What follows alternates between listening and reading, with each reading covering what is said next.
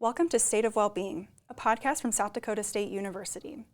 The State of Wellbeing is a holistic well-being podcast with the goal of supporting the campus community as we strive to be a growing, high-performing, and healthy university. Welcome to State of Wellbeing. I'm Caitlin Walters, the Wellbeing Specialist on campus, and today joining me is... Hi, I'm Alexis Truskolawski, and I am the Fraternity and Sorority Life Advisor. Thank you for joining me today, Alexis. So today we're going to be talking about alcohol harm reduction and kind of the work that ADAPT does on campus. I want to start with a disclaimer. This is just a broad disclaimer for this episode. It is illegal to drink under the age of 21. No level of alcohol is safe for our health. That's from the WHO. And this episode does not endorse or encourage the use of alcohol, but aims to address ways to reduce harm. And finally, if you or someone you know is struggling with alcohol use, please contact the SDSU Student Health Clinic and Counseling Center for support. Awesome. So, Alexis, I know you kind of mentioned what you do, but what do you do here on campus a little bit more? Tell us about yourself. Of course. So I supervise all of our fraternal organizations on campus. We have 6 fraternities and 2 sororities, so 8 organizations altogether. We have 2 governing councils, and then an honor society on campus too. So I advise those organizations, help them plan their philanthropy events, some risk management, educational opportunities, as well as recruitment. So lots of fun stuff, all of Greek life. I feel like people probably have seen you around campus because you're very involved in a lot of different activities and you're busy on campus. I am definitely busy. I do try to stay busy, so hopefully. Added on top of all of those things that you just mentioned, you and I are also on ADAPT. Do you want to tell our audience what ADAPT is? Sure. So ADAPT stands for Alcohol and Drug Awareness Prevention Team. We provide educational content and programming regarding harm reduction, against alcohol and drugs. So we provide alternative events. So we provide alcohol education, and health impacts of alcohol use and abuse.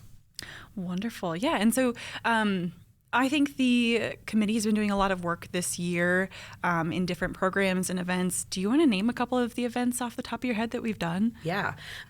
We have started doing monthly bingo or trivia alternative nights on Friday evenings. Those have been a pretty big hit.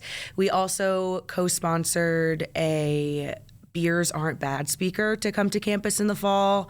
We have provided mocktails at a lot of events on campus too for different student organizations and things like that. We also sponsored a new e-checkup to go program.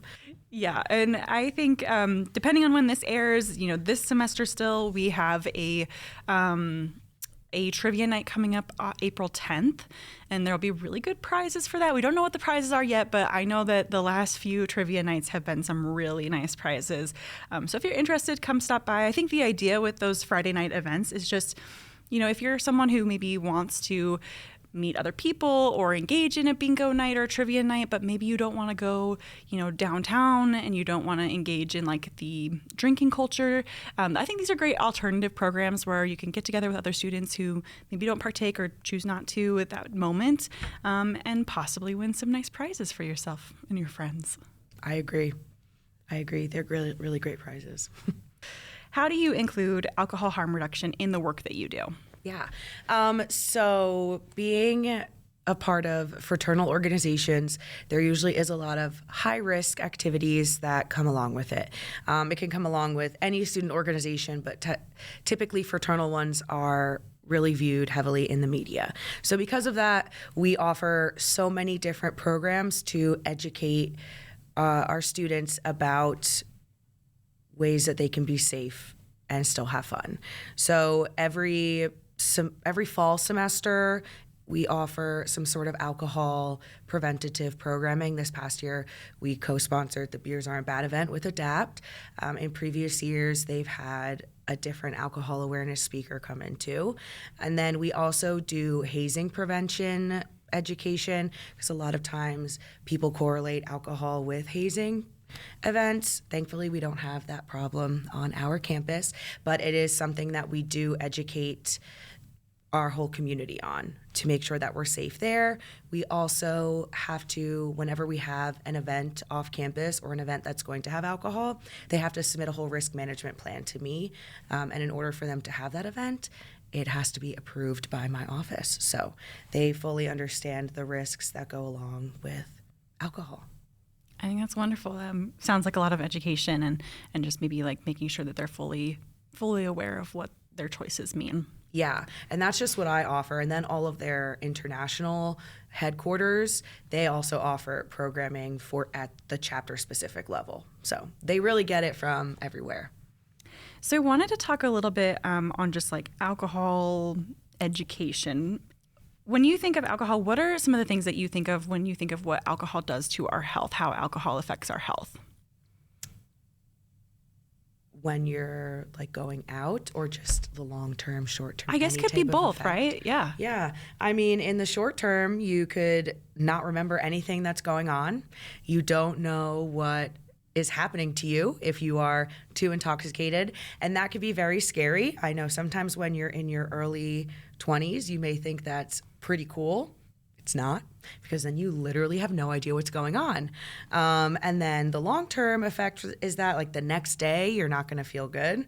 Then going forward, you could develop other problems in your body if you're drinking too much, with your organs and things like that. So it could cause overall health issues later down the road. Yeah, absolutely.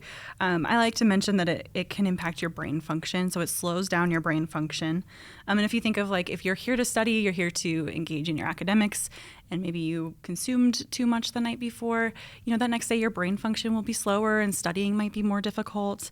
And your memory, it affects your memory, right? And so if I'm doing all this work to study and like prep for a big test, and I go out one night, and then my memory gets kind of a little hazy and I'm having a hard time, it just kind of like makes it a little bit harder for you to like remember all this hard work that you're doing here in school. It can impact your decision making in the moment while you're drinking, and also your impulse control. So, a lot of times when you see those videos online of people getting hurt when they're out, and engaging in drinking, think of that as that like impulse control and that decision making being impacted or impaired. It can also cause daytime sleepiness. And so, again, if like you have a big week and you've been out consuming alcohol, it can impact how you feel the next day as far as like your energy or your mood too. So it can increase anxiety, and it can also increase depression. And so just remember that when you're, thinking of whether or not you want to consume, because it does have other impacts aside from just like, oh, I might feel a little rough the next morning. It can also impact our mood and our mental health. I think and I talk about this a lot in my sleep podcast or in any time I present about sleep, but I think you've probably heard someone that's like, oh, I'm just going to have a nightcap to help me go to sleep. But actually they've found that alcohol reduces the quality of your sleep. So maybe you feel like you fall asleep a little bit faster, but it actually it does reduce your quality. So you're not able to go into that REM sleep stage.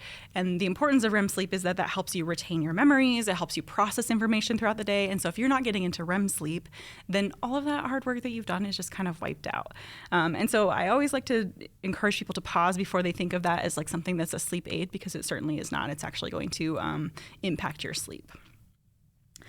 So, I think one of the other things that we talk about, like long-term effects, I think an important thing to talk about with alcohol education is binge drinking. What do you know about binge drinking? What do you think of when you hear that?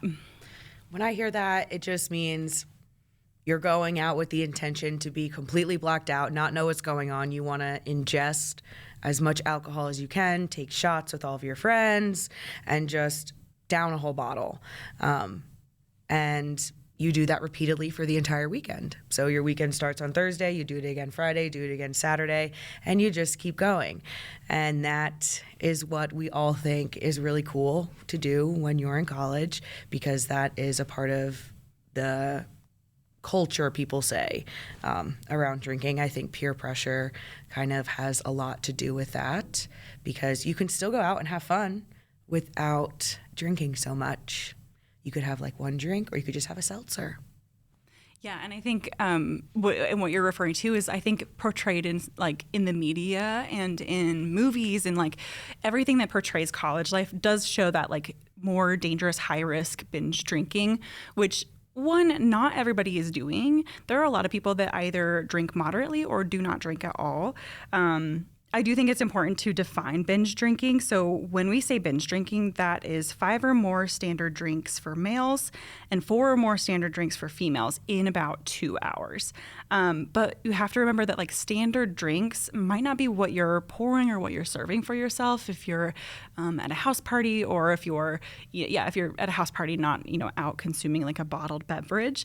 But just remember that for standard beverages, that's 12 ounces of like regular beer, 4 ounces of wine, or 1 ounce of liquor. And you can find like standard drink measurements, but really think about, do I know how much alcohol is actually in this drink? And we've done activities where we had people, attempt to pour what they think is 12 ounces. And a lot of times they're overestimating what actually is 12 ounces or 4 ounces of wine. And so just think like, do you know how much 4 ounces is? Could you like look at a cup and guess that?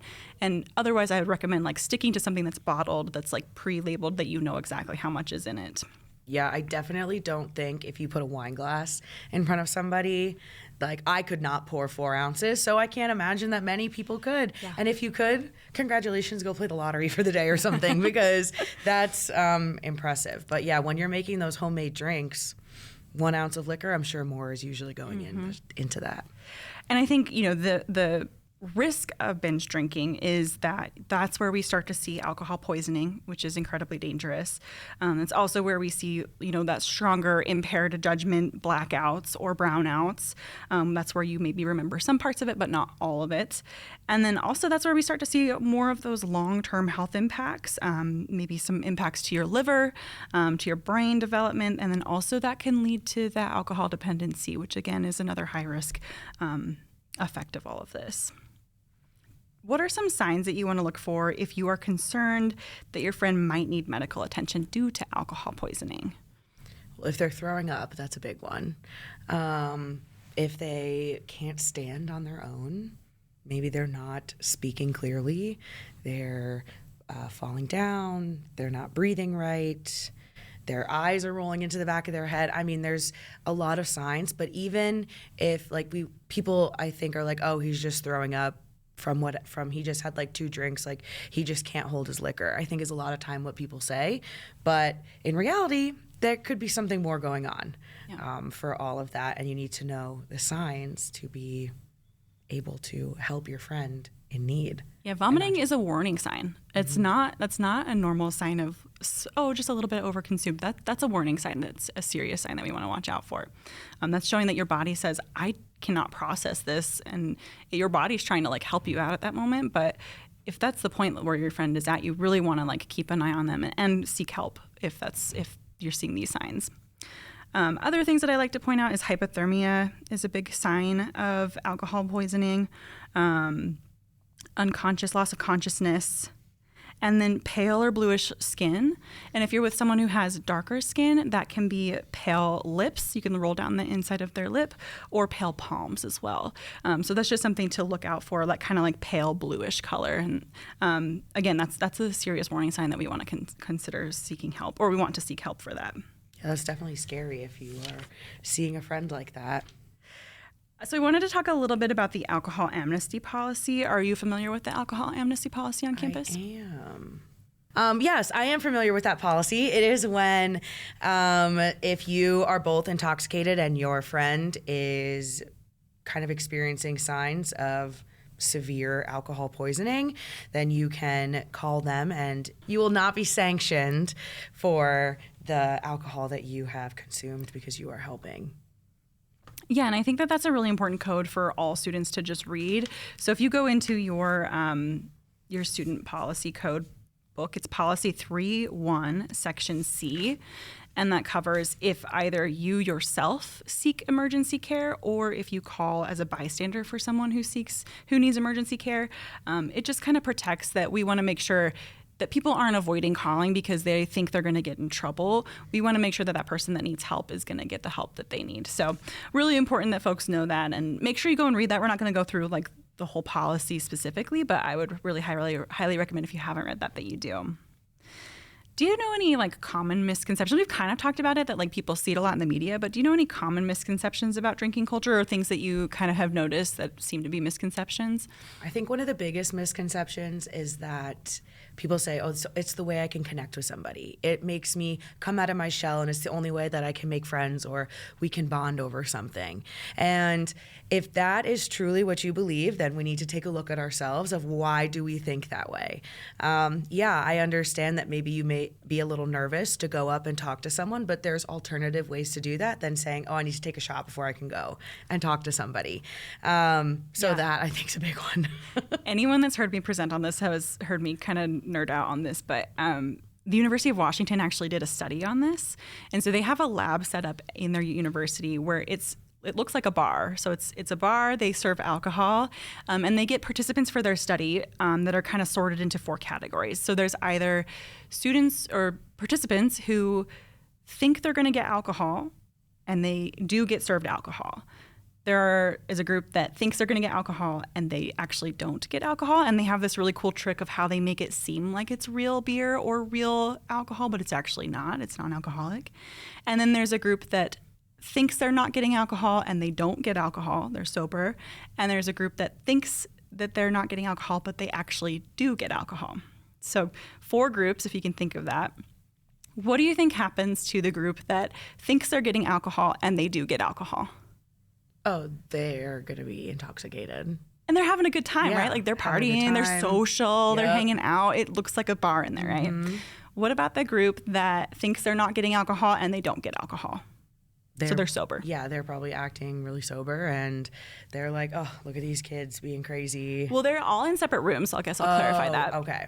So this is like separate times. So they're just hanging out and having fun, talking to each other. They're on their phones. They're not socializing. They're bored. They're just waiting for this to get over because they're just drinking like water. Right. And then really interesting, the group that thinks they're getting alcohol, but they actually don't, they still act like they're having a party. They are social. They're hanging out. It still looks like a bar scene because they think they're drinking alcohol, right?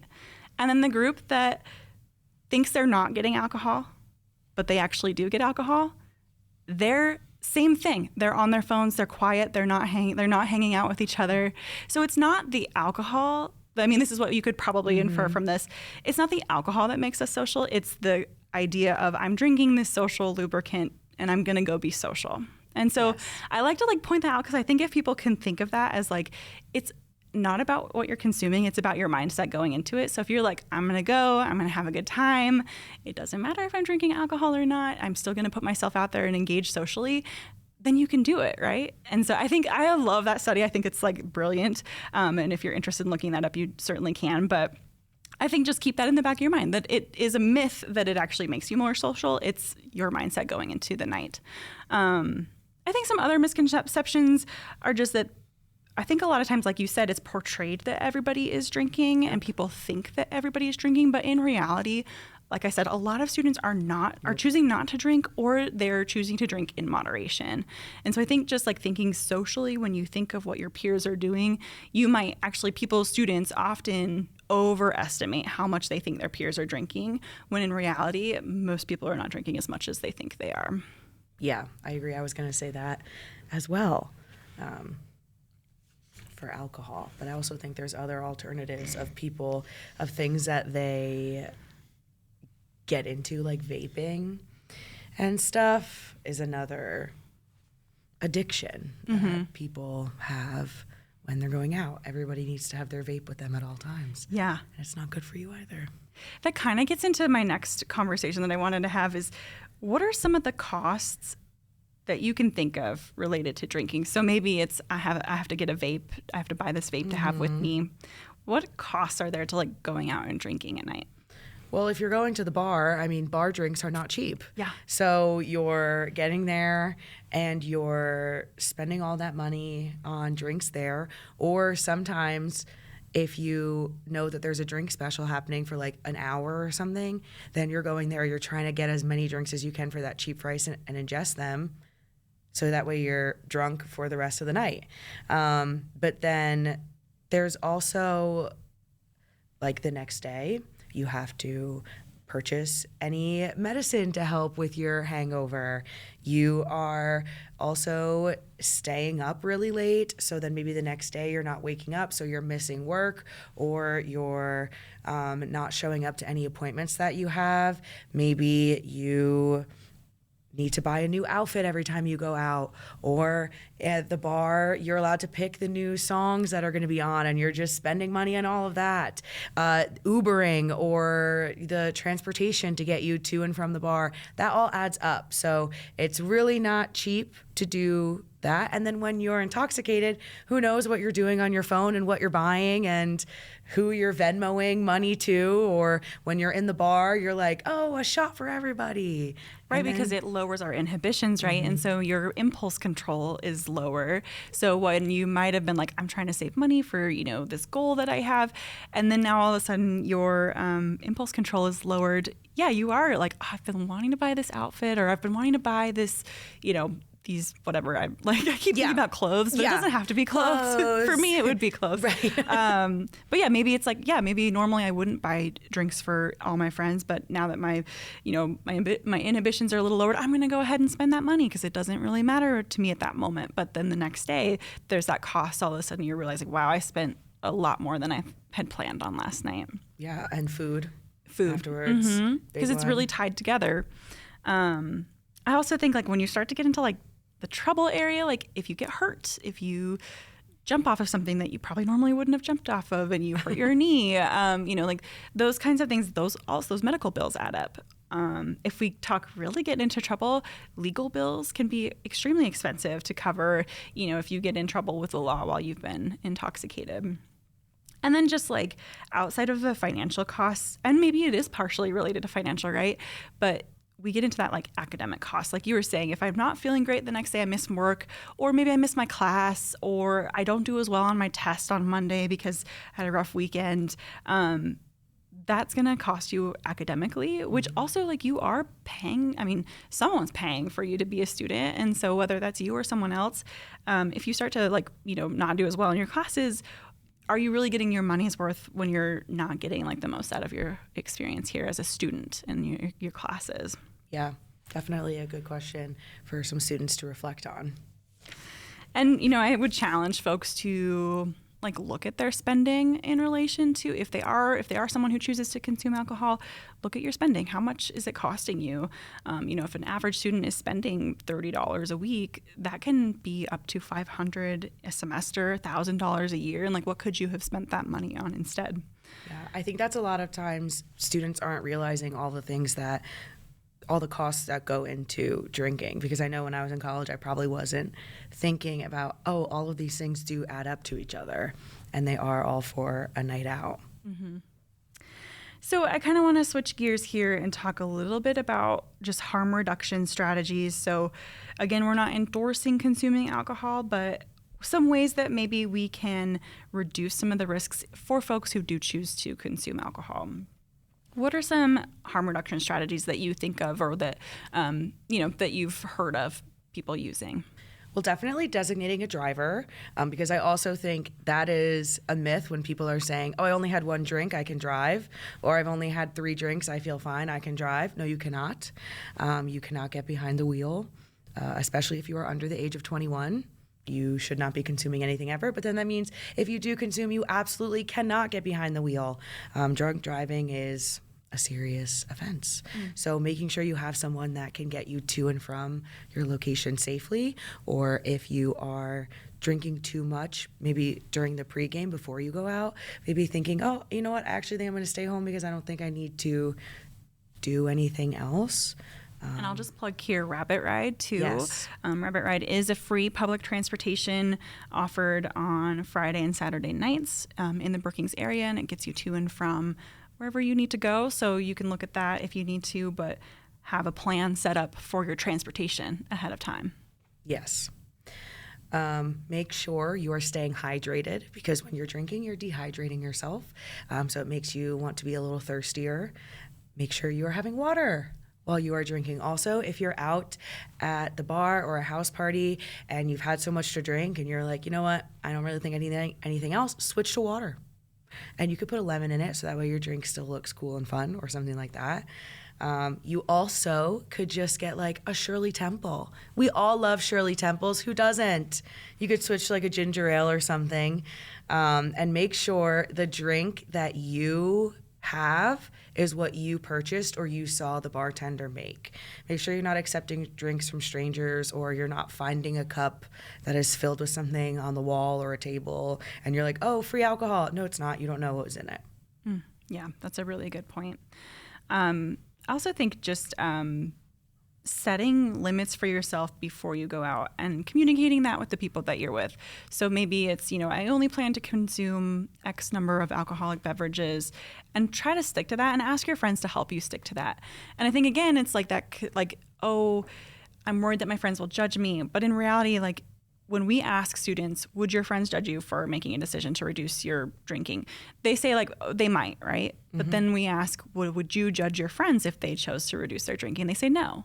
So it's kind of like, well, if I'm not going to judge my friends, like, why would they be also judging me? I think it's that like misconception of how your peers view it. And if you don't judge them, I would just remember that they're probably not going to judge you either. And if they do, then they're not really the people you want to be hanging out with anyways. So set limits for yourself, and communicate those, and really try to stick to that. And one way I've seen people do that is, instead of carrying a card where you can keep purchasing drinks, like as much as on your card you can keep purchasing, carry cash instead when you go out. And then that way, like, I only have enough cash that's going to cover X number of drinks. And once I've finished spending this cash, there's nothing else I can spend. And so I'm done. I think that's like, leave that card at home and set that limit by yourself, like enforce that with yourself. I agree. I think that's a really good idea to do that. I also think playing drinking games, while they can be fun, if you do too much, it will make you consume things a lot faster than if you maybe were just drinking on your own, or if you're playing like a drink for a drink with somebody to try and keep up with them. That's really not good for you either. Yeah, and so again, like, yeah, those games can be fun, but instead of like using the game to consume alcohol, you can just play the game and play the game with water, or not drink alcohol in relation to the game itself. You can just play it based on, the game and using water. Yeah, play the game just for fun. And yeah, with your friends, just have fun. Sober fun, and then you have like a drink on the side. I also think if you choose to drink, do so slowly. The faster you drink, the stronger it's going to hit your body, and then the more adverse effects you're going to have. And so trying to slow that down throughout the night, pacing yourself throughout the night. And again, like you mentioned, like alternating with water. So maybe every other drink is water or a non-alcoholic beverage, but really trying to like drink slowly. So doing really rapid drinking, chugging, shots, things like that, those are all really high-risk activities. Yeah, and if you're going to be mixing things together with like marijuana and alcohol because you think it's okay, that could have really adverse effects on you as well. Yeah, really avoiding combining alcohol with any other drug is really smart. Avoiding that, yeah. I think also having someone that like that you can count on, like, hey, I don't feel good, I think it's time for me to go. If you have like that person who you can just look at them and be like, all right, I think we're both done. Or you have that friend who can tell you like, hey, I think you need to slow down, or I think the night's over, that can take you home. That's a really good person to have in your life. Yeah, that goes right into my next question, is how can we look out for each other during our nights out? And I think, having someone that you trust, that like, if I tell them like, hey, I need you to help me out tonight, and like, I want to set this limit, that they're going to listen and they're going to be supportive and they're going to be there with you. I think that's really important. But do you have any other ideas of how people can look out for each other? I think it's also on us when you're in a bar to make sure, even if you don't know somebody, but you see that maybe they're falling over or they can't stand up, to try and see if you can assist. I'm not saying that you need to get involved in a situation that's scary, but if you see someone who's maybe in the bathroom, maybe not responding, they've passed out or something, to make sure that okay, I need to get help. Like, this is a situation where I don't know if this person is okay anymore, and knowing that you can call for help. Or if you do see that someone has accepted a drink from a person who maybe you're like, oh, I don't know, I don't think I would do that. Like, go up and tell them, like, hey, I actually don't think you should take that. I wouldn't. Or just some alternatives like that. Watching out for each other, men or women, whoever, to make sure that we're all being safe while we're drinking. And it goes back to like, and I know it's like how many of us remember that, but it goes back to that training that you get in the beginning of the year, your first year, that bystander intervention training of, I'm going to commit to, if I see something, I'm going to find a way to, intervene in the situation, whether that's I'm going to step in and say something if I feel safe, or I'm going to involve the bartender, or I'm going to find someone else that I know can help me with that. There's power in numbers. But deciding before you go out that night, like, I'm going to be the type of person that if I see something that's not okay, I'm going to figure out a way to do something about it. Yeah, you want to be the type of person where if you were in that situation, you'd hope that someone would help you. And sometimes you never know why someone's in that situation. You don't know what happened. They could have brought it on themselves, or it could have been brought upon them. You never know. So leaving the judgment at the door and just helping the person is the right way to go. So I want to try something, and I didn't like tell you that we were going to try this ahead of time. But let's say we're going to go out one night, and you've decided you don't want to have a drink that night. I want you to give me the best, like, however you would say no. Okay. Okay. So, hey, Alexis, here, I got this for you.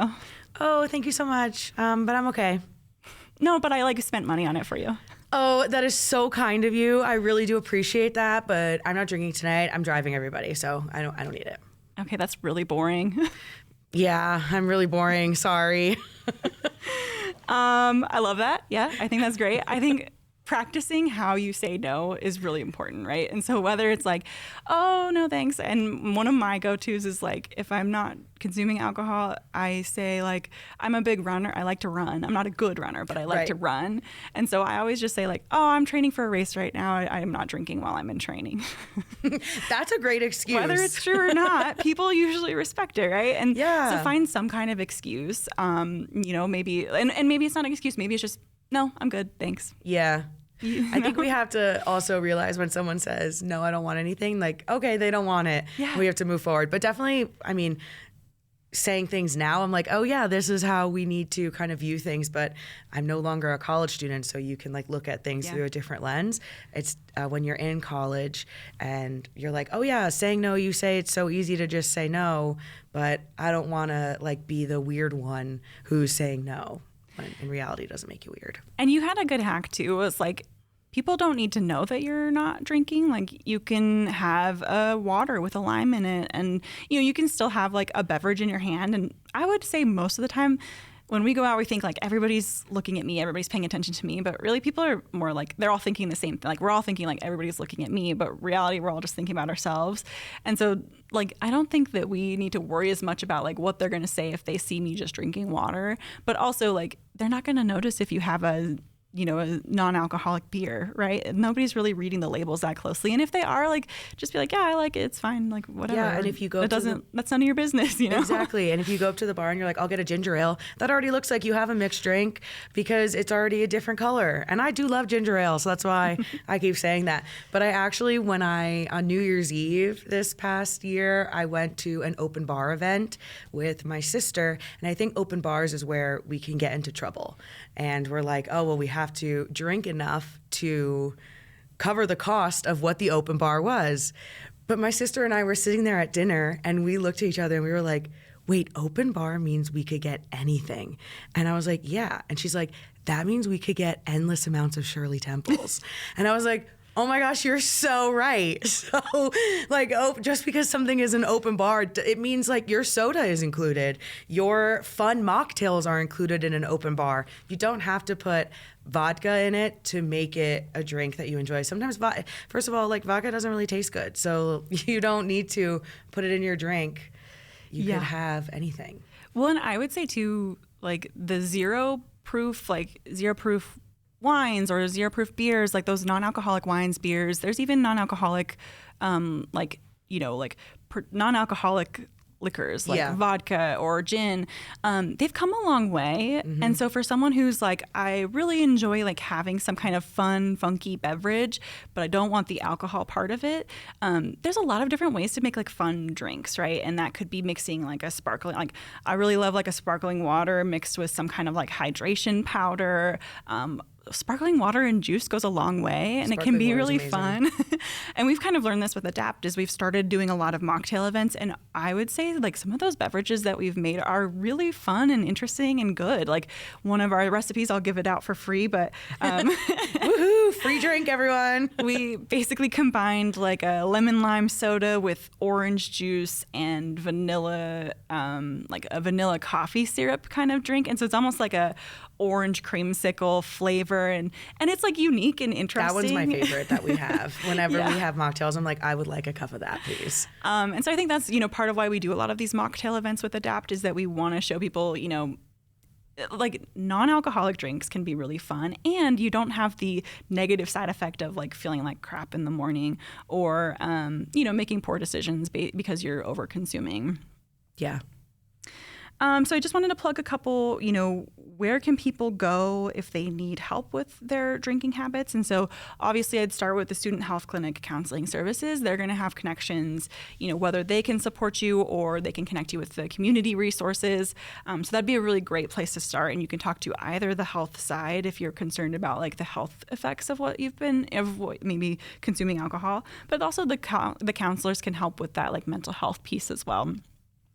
I do also want to plug that, if you're interested in looking into Alcoholics Anonymous, they typically have a virtual program. And so you can find a virtual meeting that you can jump into online if you're just ever curious about what those meetings look like. And they're going to be really open to, letting you come in and sit and observe, but, figuring out if this is something that you're interested in pursuing more. Can you think of any other resources that I need to mention? I think not necessarily. I think those are like the two big resources for alcohol, but also if maybe you're unsure of where to go, if you live in the residence halls, your CAs are very well equipped to connect you with resources. If you have a trusted advisor academically, then that is also someone that you can go to, or like my FSL students can always come to me or things like that. So I know they can also go to the Wellness Center if they wanted to connect with other resources there too. So I think using your campus connections to help you get there if you're nervous about going to the office on your own. Yeah, I think that's a really great point. Again, like we mentioned, upcoming alternative events, Adapt is hosting their final, I would say like alternative programming, April 10th. That's going to be in Jack's Junction, which is Weary Wills in the Union, and that'll be from 7 to 9 p.m. So stop by. We don't know what the prizes are yet, but we know that they'll be really awesome. They're going to be awesome. Anything else you want to plug or mention? Anything that we missed today? I don't think so. I think there are a lot of events that happen on this campus that are alternatives to drinking. You just need to look for them. I would say Jack's Club Hub has so many events on there. So many of our student organizations host public events for students to go and take advantage of. And I definitely recommend checking that out to see if you're like looking for something to do on a Friday night. There's probably an event happening on campus somewhere that you can go to. Yeah, wonderful. Well, thank you again, Alexis. We really appreciate your time. Thank you. Today's processing questions are, what are 2 harm reduction strategies that folks can use to either limit or reduce their drinking harms? And what are 2 costs that are related to drinking or consuming alcohol? Thank you for listening to this episode of State of Wellbeing, a podcast from South Dakota State University. This podcast is brought to you by the Mental Wellbeing Team and SD State Health.